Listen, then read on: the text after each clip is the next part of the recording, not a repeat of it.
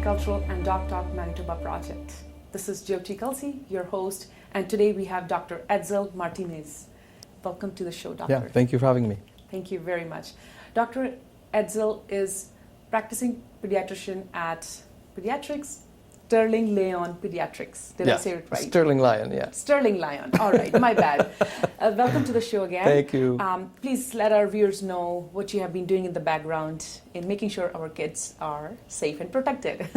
Like, obviously, you have been practicing and looking after our kids. So let our viewers know a little bit more about yourself. Yeah, I work at Sterling Lyon Pediatrics, like you mentioned. I'm a general pediatrician. We're in a small group. There's 7 of us, 7 pediatricians, and we, take care of babies, children, adolescents, teenagers. General pediatrics, vaccines. The whole gamut of different. You're the walking issues. Google for us, I would say, because every time it's like, why my baby is not, this. So, we get our real answers from you guys. We so get lots of those questions. For taking care of our kids. No problem. So again, as mentioned, this series is focused on bringing the right information, the exact answers to the questions that parents may have for their kids once the vaccine is available. Yes. Although we are forecasting, which I know would be happening. There's a light in the tunnel there, right? So we want to address all those things. Yes. But before that, I want to know what is the vaccine rate right now for age like 12 and above, like for kids basically, right? Right. What is the rate like?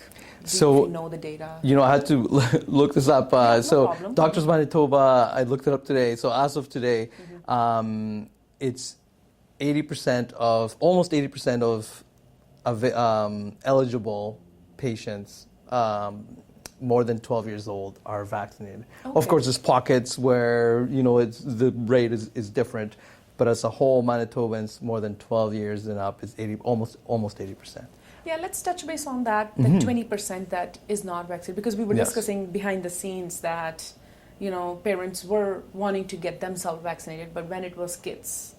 Or it is kids, or it's gonna be kids, because once it's 5 to 12 or lower age, right? Yes. Or did you see much hesitation on your end when it was open for 12 years and plus? Yeah, for sure. I mean, I think rightly so. Parents are a little bit more careful when making decisions about their own kids' health, and I've had parents that have told me that they themselves were vaccinated, but now that it was the 13-year-old that needed to get it, they were, a little bit more hesitant to do that.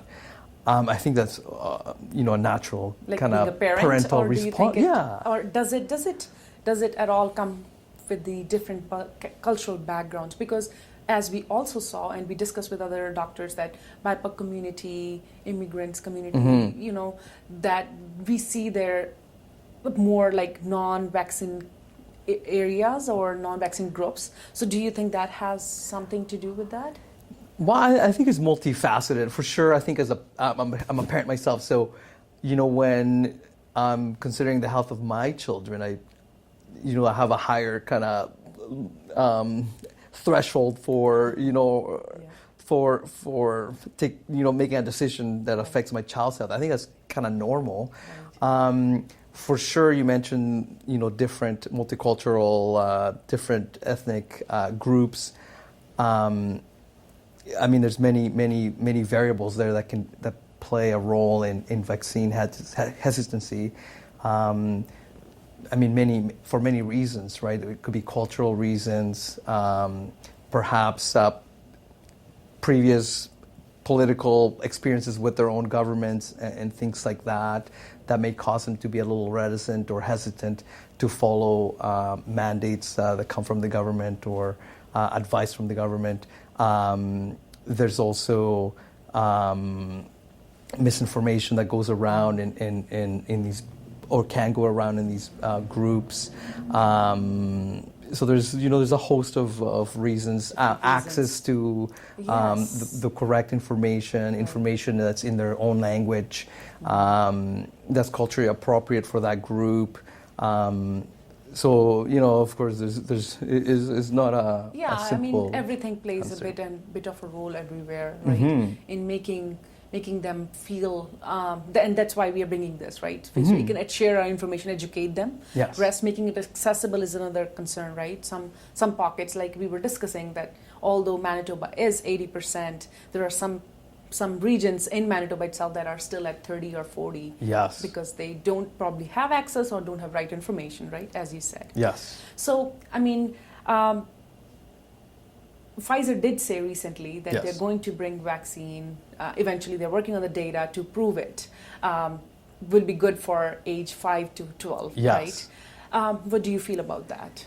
I can't wait. I can't wait. We've been waiting for this for months and months.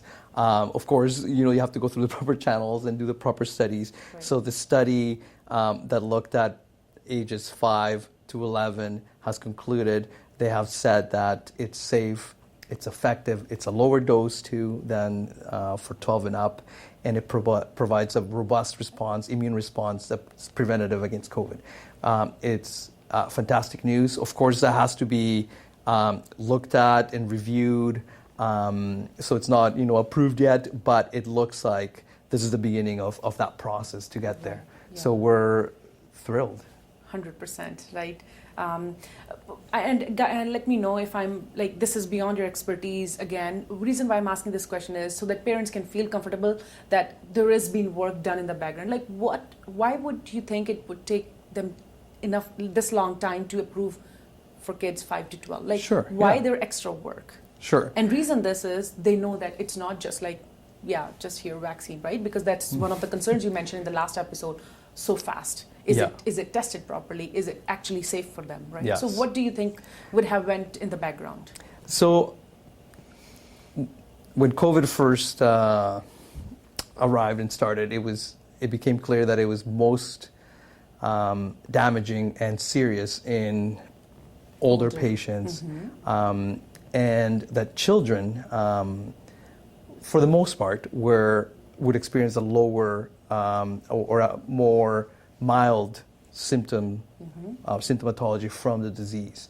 And for that reason, it made sense to study the vaccine in the older population, or the population that's at risk of getting the sickest, which it was older or adults. Right. So it was studied in adults first, and then after that was concluded that it was safe and effective and good, then you can start studying it in younger patients, 12 and up, and now 5 and up. So in a stepwise manner. Had it been the other way around, had COVID been a disease that mostly affected children, it would have been studied in children first, and so forth. So the reason why we don't have it is because it was done in a stepwise fashion, from more likely to be sickest to the group that's less likely, which are our children. Of course, we know that children can pass it on to adults and other people who are susceptible. Right. Children themselves, rarely, but they can get very sick from it, needing hospitalization, intensive care unit, and so forth. So it is important that this population is also vaccinated. And the news that the vaccine will be available for 5 to 11 is great news. So that brings me to the question. There was a conversation when parents were wanting to have the schools open, and administration was saying no, they should be home learning. Parents were saying there are not many cases or at one point government was saying, or administration were saying, there is not many cases in kids, they should go back to school because it's good for them. Yes. So, I mean, do you think kids are equally prone to this? Like, I know the symptoms are mild, symptoms are worse in older or who are little compromised on their immune system. Yes. Do you think kids are equally prone to having and have that infection rate with COVID, or it's any different from adults? Well, we know children acquire it the same way adults would acquire it from coming into contact with a droplet from someone who has COVID, who has coughed or sneezed, either on the child or on a surface, and the child touching the surface. Is it less infectious? To be honest, I don't know that for 100%. Sure. But we know that it is less virulent or less likely to cause disease, severe disease in children. So most children will experience fever, cough, fatigue, and so forth, and it could be really mild. And thankfully, most children will recover from it. Considering their immune system is stronger, is what the reason? You know, coronaviruses, we think that, because there's other coronaviruses that are kind of cousins of COVID that have been going around for, a long time. Children commonly will get these coronaviruses and get a mild cold from it. And we think that provides some inherent immunity that they can then use to, fight this other coronavirus.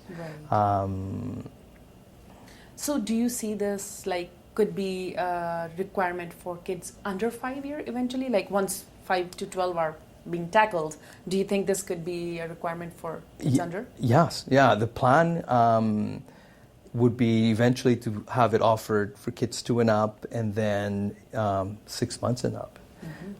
So then the babies, toddlers, children, teenagers can all be protected from this disease. Yeah, and during the process I've heard pregnant women and women who are feeding babies, they should get it so they can transfer those antibiotics to the baby. So it is basically, eventually they need it regardless, right? So you say that it's coming and we should get it, right? Definitely. So how can parents prepare themselves and their kids once they do want to go for that vaccine for the kids? Prepare themselves, or what should they be keeping in mind, and how they can prepare themselves? Sure. What to expect, we can say it like that. Yes. Yeah. Well, they can expect the side effects are mild of the vaccine, so arm pain, redness, some muscle aches, sort of like flu-like symptoms, headache. Some children get fever, usually 24 to 48 hours after receiving the shot, and then recovering fully after that. Of course, young children, some of them may not be too thrilled to have a vaccination. So there's different strategies that parents can do. There's freezing cream that you can apply to the arm that you can just buy over the counter. Of course, distraction, breathing exercises, and things like that. The Canadian Pediatric Society has a nice website, and they can, people if interested that have access to the internet can go and look up some of the other techniques. But as a pediatrician, we give a lot of needles, and we have different, techniques and to distract the child and make it as seamless and hopefully painless as possible. Right. And I just want to bring that up in that all the newborn, and we give vaccinations. And as far as I know, pediatricians always tell them that these are the side effects that can happen. Might have mild fever, might have diarrhea. So basically those are the symptoms that can happen, cannot happen, right? And similar is the case with this vaccine as well, is what I'm trying to get at, is do not be afraid, or one should not be limiting themselves from getting this vaccine just because there might be fever or there might be some symptoms after the fact, right? Right. So the side effects for the most part are mild, self-limited, meaning they only last a short period of time, and they provide great benefit, which is a protection against COVID-19. Right. And I guess, it would be sad to ask, but still, parents who do not want to or do not feel comfortable getting vaccinated, what can they do to still protect their kids? Well, I guess first off, talk to your healthcare provider, family doctor, pediatrician about your concerns. I think one of the best things I can do when I meet someone who's hesitant is just listen. Okay, what are your concerns? And so forth, and listen to what they're saying. Most parents want to do their best. I remind myself, most parents want to do the best for their children. This is what they think is the best. Right. Let's have that conversation. If, of course, there's going to be groups of people that are they're not going to change their minds. Yes.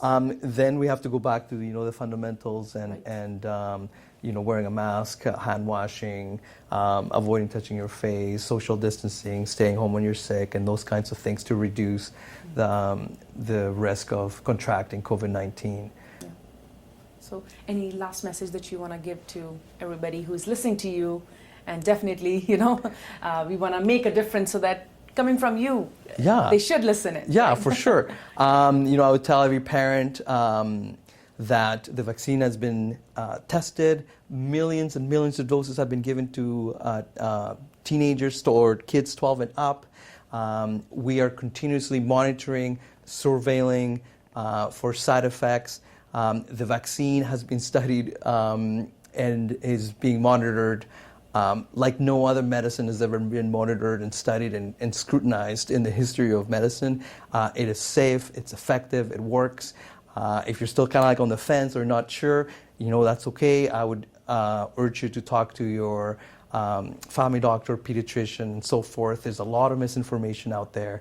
I would try to have those questions and those tough conversations with someone who has a vested interest in yourself and your children, which would be the medical community. So I guess before we end this, I think this could be something parents might want to know, that is it something ongoing every year, or what do you think, like how soon they would need this vaccine again? Yeah, that's a good question. The honest answer is we don't know yet. Mm-hmm. So that's part of the monitoring and surveillance that happens after the vaccine is given. Monitoring the antibodies, how robust your response to the virus remains over time, and we really don't know that yet. A lot of people think that there's probably going to be a booster later on, and that's maybe the case. I just don't want to give you the wrong answer, but the answer right now is that we don't know. Right now it's the 2-dose series, and then we'll know more as time goes on. Awesome.